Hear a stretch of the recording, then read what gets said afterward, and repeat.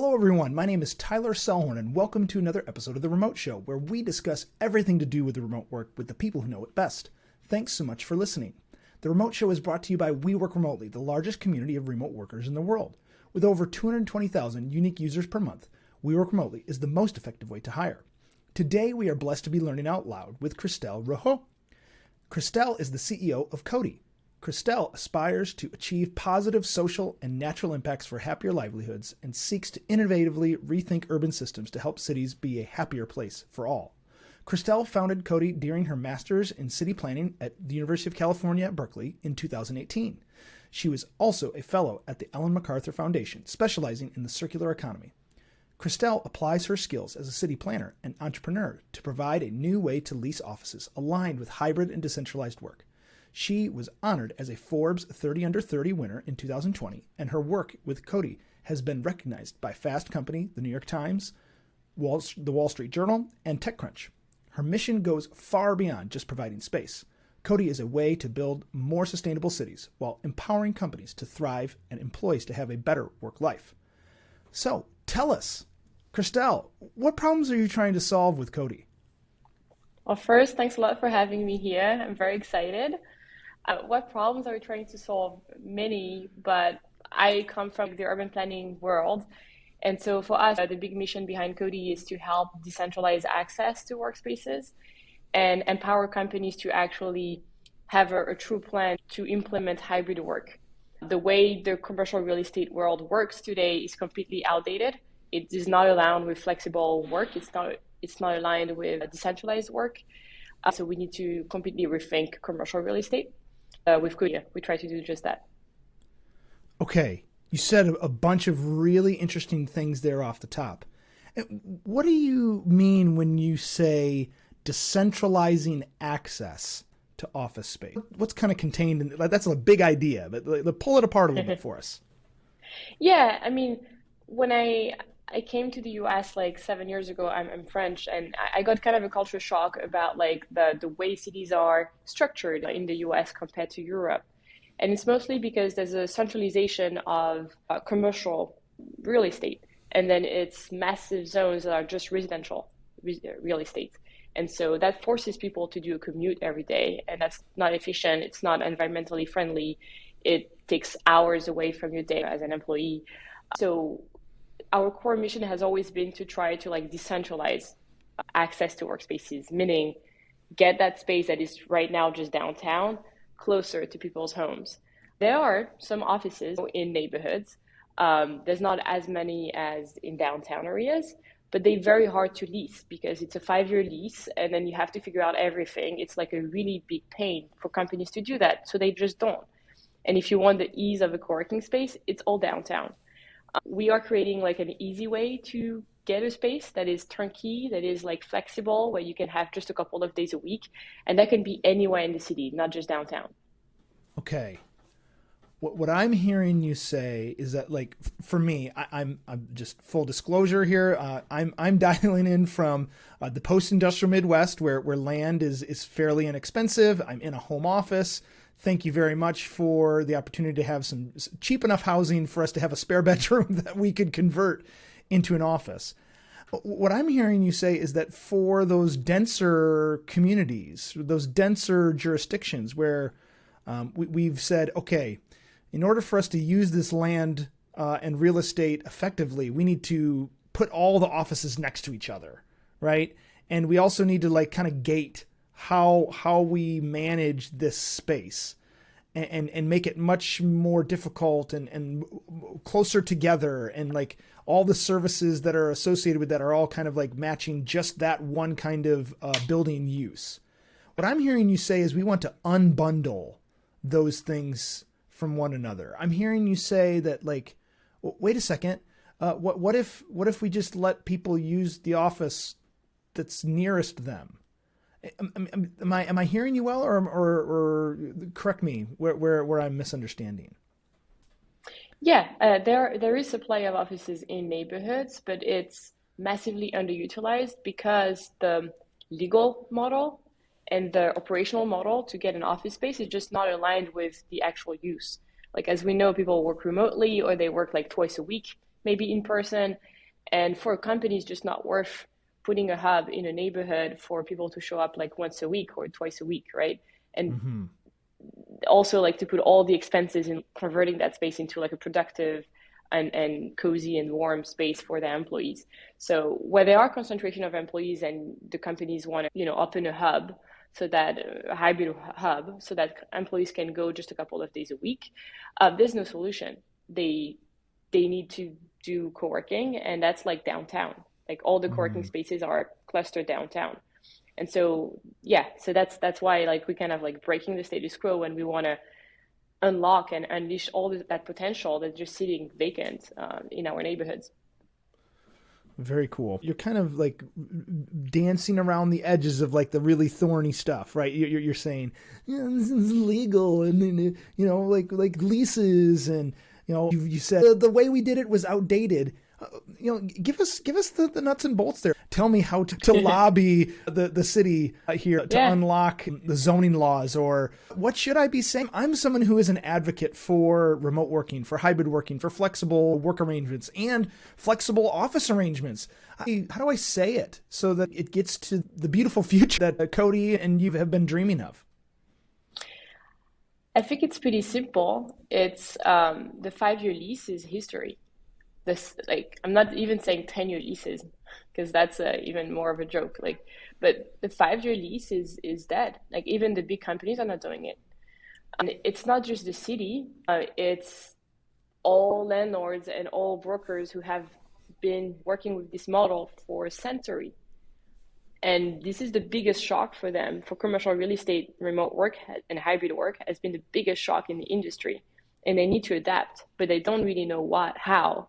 They know why, they don't know how. And so the consequence today, by being all these spaces locked into that, or they kind of like frozen in my head in that old school leasing model of like, you have to have a tenant for 5 years who's going to use it every single day.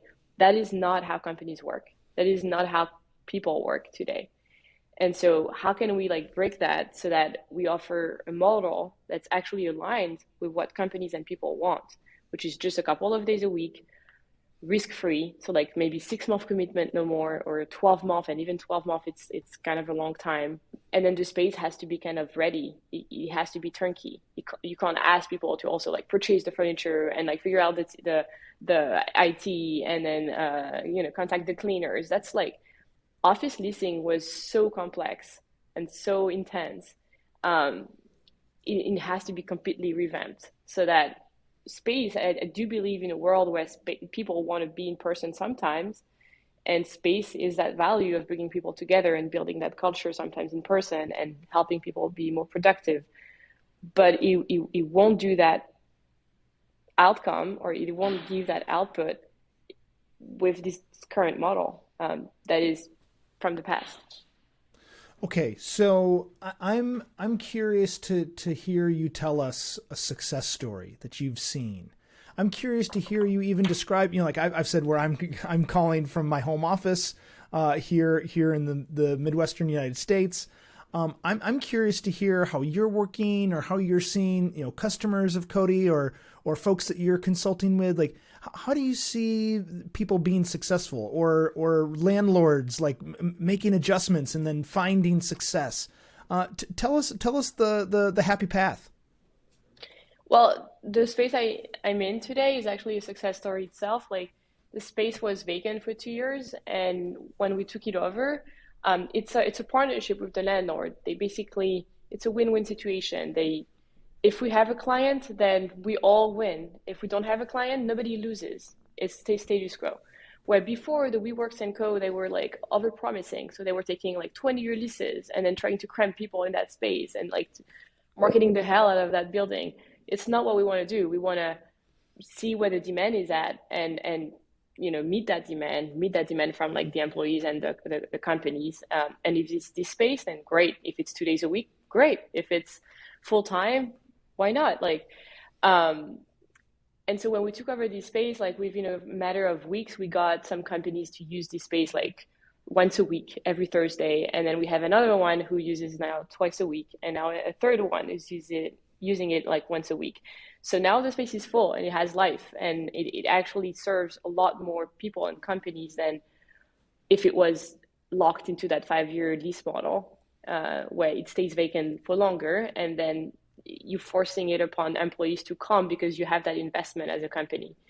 So I think this space, for instance, is an example of like turning a piece of real estate into something that is aligned with hybrid work. Okay. All right. Zoom out for us a little bit, Christelle. Help us to see how this version of a leasing model, right, can help us to remake or to renovate like the space inside of a urban like arrangement. Like how do we get this to be something that isn't just for this vacant building that you guys are now occupying? Hooray! That's fantastic. But how do we take that model and then like expand it to the point where we can start remaking cities that are more sustainable and serve the people that use it better? Well, utilization of space is the number one factor, right? When you have a vacant space, it's kind of a failure in itself. It means like it's not delivering value to anybody. When you look throughout a city, this vacant space is a little bit spread out, right? Right now, there's more vacancy in downtown areas. So what do we do with that? I think a portion could be converted towards residential, so that like there are more people actually living and turning downtown into an actual lively neighborhood. And then a portion can still be used for work, but not with the old school model, with a new model where it's a bit more fluid, it's more flexible. You can have several users per week using that space. The impact of that on local economies is huge. And that you can apply wherever in any neighborhood. I consider downtown as a different neighborhood, right? Skewed towards like the breakdown between residential and commercial spaces. But now we zoom out and we go to like a more kind of suburban neighborhood. It has more residential than commercial, but still you see like vacant spaces, or you see like small businesses going bankrupt. Why? Because they overcommitted to a lease, they overpaid that lease. It's very risky, and like, all the power is in the hands of landlords. And we partner with landlords, but the time has changed, right? So the impact on a city to like unlock access a bit with less risk and with more fluidity, like you can use it just a couple of days a week or maybe for an event or things like that, and you share that revenue with the landlord. That makes everyone more successful, including landlords, but mostly the local community, because then you're going to have, activity happening in that space. You're going to have people eating at the local restaurants or taking the coffee at the local coffee shop, etc. It's going to like revitalize the entire neighborhood, and that's very important. So I think that's the bigger picture, is like, how can we make use of space? It can be work, it can be events, it can be residential. But in any case, increasing utilization boosts local economies and revitalize communities. I'm hearing you say almost like this is a real estate newbie here. Please forgive me if I'm using the wrong word, but I'm almost hearing you say we need to move the sliders much closer to mixed use across all neighborhoods, right? Like you're saying downtown needs more residential. Urban areas need more commercial. There needs to be a closer connection. We want to remove the commute for individuals from those residential areas into the business areas and say, you know what? For the folks that want to live in a dense urban environment, they should be given opportunity to rent their flat in those downtown areas. And then, folks that want to have they don't want to have a home office like I do. They want to have an office that they leave their home for, but shorten that commute much closer to where they actually live. Is that a path that we're suggesting here? Is it mixed use that we're trying to seek? I think mixed use is definitely the solution for sure. It's just a balance between what are human beings doing every day. They're sleeping, they're eating, and they're working. So if you can have within 15 minutes all of those uses together, that's the best use case. Um, I think the big question mark is how do companies react to that? Because it's also a little bit like top down, right? Like it's massive debate right now. What you see like companies pushing people back into the office for a couple of days a week, or um, shutting down the HQ, things like that. So like, how do we allow companies to have something more that aligns with sustainable cities and aligns with a shorter commute and a more hybrid schedule? It's because today, like the way it works is it's very difficult for a company to implement that. I think it's so interesting to hear your conversation orbiting around the ideas of space and time. Like those are the scarce resources. Those are the things that are limited, right? We only Yeah. have so many buildings, right? We only have so much time, right? How do we make use of those scarce resources in an efficient way that serves the needs of the people making use of them?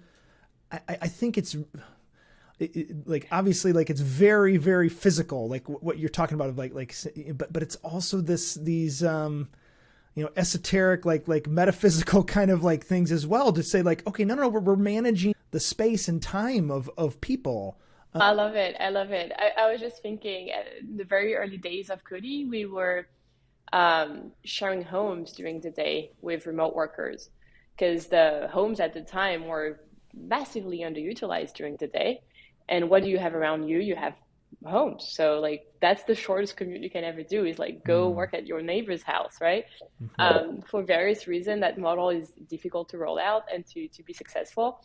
But this exactly what you're talking about is like, why do we have to freeze our physical space into one use when we know human beings have multiple use in a given day? And so I think it just doesn't make sense. It's extremely limited. We could have like multiple use of one given space in a given day. Yeah. Well, I happen to have a neighbor's house for sale, and that has definitely occurred to me. I wonder if we could renovate that into a space that we could all use. I don't have several neighbors that are also working remotely, so it's not like I could go in with a group of. But I think that's Yeah. part of what we're trying to solve with. I mean, obviously, like Codi wasn't successful with that particular model, but like there's all these ways for us to figure out how to remake our world into something that serves the people in it better. And I think that's Yeah. an interesting way to listen to you solving this problem, is saying, okay, what are the things that people need? What are the outcomes that people are seeking?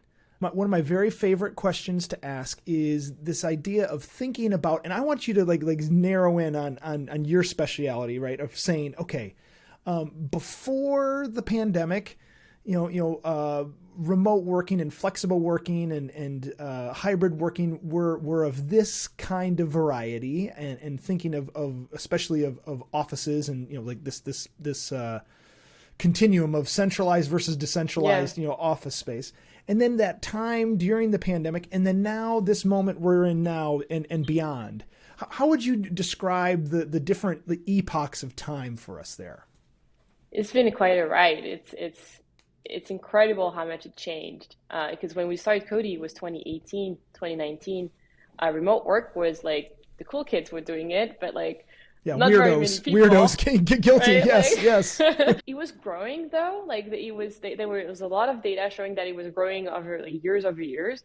I think at the we were around 2019, we were like 5, maybe 8% of people were working from home, like every day in the US.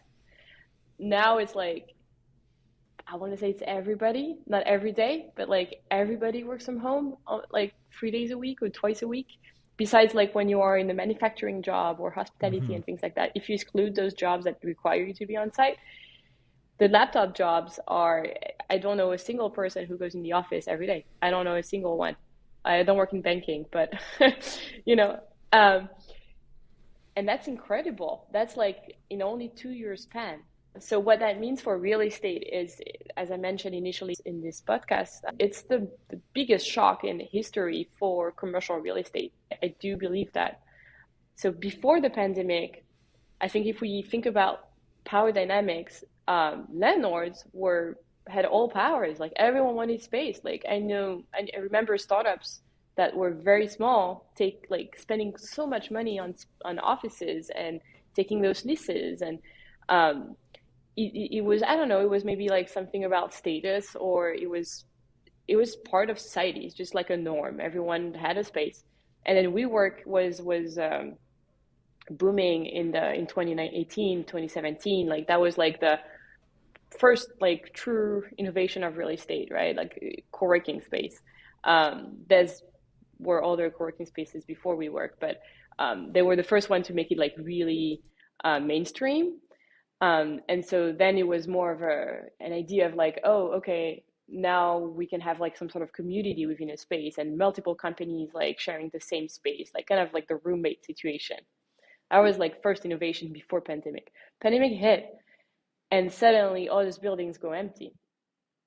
People work from home, and everybody realizes the technology to allow us to work from home was there 10 years ago, but just widely underutilized. I mean, I don't even think I had a Zoom license. Who doesn't have a Zoom license now, or Google Hangout? It's crazy, but these companies existed for a while, right? And it just completely mainstreamed Slack and Zoom and all these tools to like work from wherever you want. And I think that was like a massive realization, and people realized like actually I can be productive, I can do my work wherever, and it became that decentralization became the rational choice. Like it's logic. What is not logic or logical is to commute for 2 hours to an office, uh, to then sit in a phone booth to talk to people on Zoom. And that was like I think 2020 to 2022. And it's like the power completely flipped, right? And then landlords were like, hey, like, but I have those beautiful spaces and blah blah blah. And people were like, I don't care. I have technology. I have my laptop. I do not want to waste that time, as you were talking about time and space. And so suddenly, like, I mean, time is probably more precious than space in some way. So time was like the king of like, okay, I won't waste my time. But then I think there was a towards the end of 2 years working from home for everybody, like there was also like a rising crisis of isolation, of mental health, and of just like not seeing human beings on a weekly basis is difficult. Like, we are social animals, and I think we're seeing a gap between the younger generations and 30 plus people who have houses, who have space, who have families, so they have this social community available. But the ones that are a bit younger, they have nobody. Like they just graduated from school and they live in a tiny apartment, and they don't see anybody, and they just like work in their little flat. Like that's difficult. So I think there's a gap that's being created, and revealed kind of like at the last of those 2 years of pandemic. And the impact on real estate is that there is there will always be demand for space, um, but now it's still very fluid around like, but how much do you need space, and where exactly do you need space? Because some people will not never be willing to like sacrifice their time again. Some people will, but then they would kind of concentrate in cities because they want to be around people more. And then at some point they may, kind of move into suburbs and have their family and things like that. But it's kind of like generational, Mm-hmm. I think, honestly, Yeah. and also by an industry. And so now you're seeing like completely the vacancy rates flipped, and that tells a story of our people's behavior today. Like you have a lot more vacancy in downtown and a lot less in suburbs or like in the neighborhoods, where Mm-hmm. before it was the reverse. Thank you so much for zooming out with us and kind of giving us the bird's eye view, as it were, and really giving us a chance to think about, how to rationalize our choices today, right? You mentioned that, decentralization became the rational choice, especially for those laptop jobs, right? That really, we gave a royalty, status to our time, and I don't think that that's ever going to come back down from that high. We've recognized as a society that, you know what, our time is more precious, right? And how we end up using our space is going to be, you know, dictated more so by what it requires of our time more than it did before. Yeah. Christelle, thank you. Oh, yes, go ahead. No, but I think it connects to mixed use neighborhoods, because if you have mixed use neighborhoods, then that time doesn't need to be sacrificed. You Exactly. can find what you need closer. Exactly. Thank you so much for learning out loud with us today, Christelle. It is our pleasure to learn with you and to hear what Codi's up to and helping to, you know, build the future of decentralized access to office space. Thank you. Thanks so much, Tyler. Thanks for having me.